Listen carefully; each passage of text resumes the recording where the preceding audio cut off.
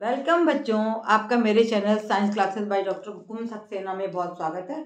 इस समय हम 9th क्लास को पढ़ा रहे हैं क्योंकि 10th के काफ़ी कोर्स पूरा कर चुकी हूँ मैं और 9th क्लास के ऊपर मैं चल रही हूँ। अधिकतर 10th का पूरा हो चुका है और आगे जो उन लोगों को बोर्ड के एग्ज़ाम देने हैं, आपके एग्ज़ाम्स में अभी टाइम है, तो हम आपका कोर्स पूरा करवा रहे हैं। ये है पादप ऊतकों की समान संरचना, जिसमें से उस स्थूल कोण ऊतक की संरचना के बारे में मैंने अपने पिछले वीडियो में आपको बताया था। अब आज मैं आपको बताऊंगी कि इन ऊतकों का क्या कार्य होता है।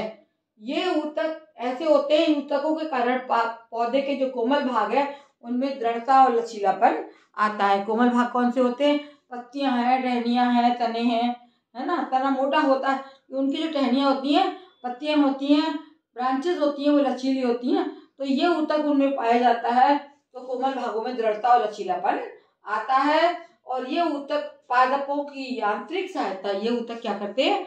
पौधों को यांत्रिक सहायता प्रदान करते हैं। मैकेनिकल इनको स्ट्रॉन्ग बनाते हैं। और जब कभी इन ऊतकों में हरित लवक पाया जाता है तो ये भोजन निर्माण का कार्य भी करते हैं। जब कहीं कहीं पर हरित लवक होता है इन ऊतकों में, तो ये क्लोरोप्लास्ट होता है। हरित लवक क्या है? क्लोरोप्लास्ट। भोजन निर्माण कैसे होता है आपको मैं पहले भी बता चुकी हूँ कि वायुमंडल की कार्बन डाइऑक्साइड लेकर और जल जो हम डालते हैं वो लेकर सूर्य की प्रकाश में पौधे अपना भोजन स्वयं निर्माण करते हैं, ग्लूकोज का निर्माण करते हैं और इस क्रिया में ऑक्सीजन निकलती है।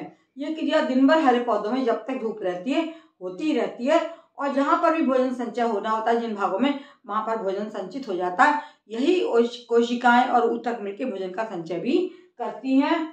इन ऊतकों का क्या है? ये यांत्रिक सहायता प्रदान करते हैं और पादप कोमल भागों में दृढ़ता और लचीलापन ये लाते हैं। साथ ही भोजन का निर्माण कार्य करते हैं। और इनमें चूंकि पेक्टिन आपने देखा है कि दीवारों में पाया जा रहा है, तो पेक्टिन और सेल्यूलोज की उपस्थिति के कारण इनकी कोशिकाएं, ये देखो ये पेक्टिन का ऊपर से स्थूलन हो गया है, तो इनकी कोशिकाएं क्या करती हैं कि ये एक कार्य और करती हैं जिसको कहते हैं जल संचय का कार्य भी ये कोशिकाएं करती हैं। ये आपके सामने मैंने आपको बता दिया कौन सा ऊतक है। ये है कोलेनकाइमा या स्थूल कोण ऊतक। मेरे चैनल को बच्चों यदि नहीं देखते हैं तो आप सब्सक्राइब कीजिए और आपको घर बैठे ऑनलाइन क्लासेस हैं जिसका आपको कोई भी पेमेंट नहीं देना है। मेरे चैनल को आप शेयर करें, लाइक करें, तो मेरी क्लासेस ऐसे ही आपको मिलती रहेंगी। धन्यवाद।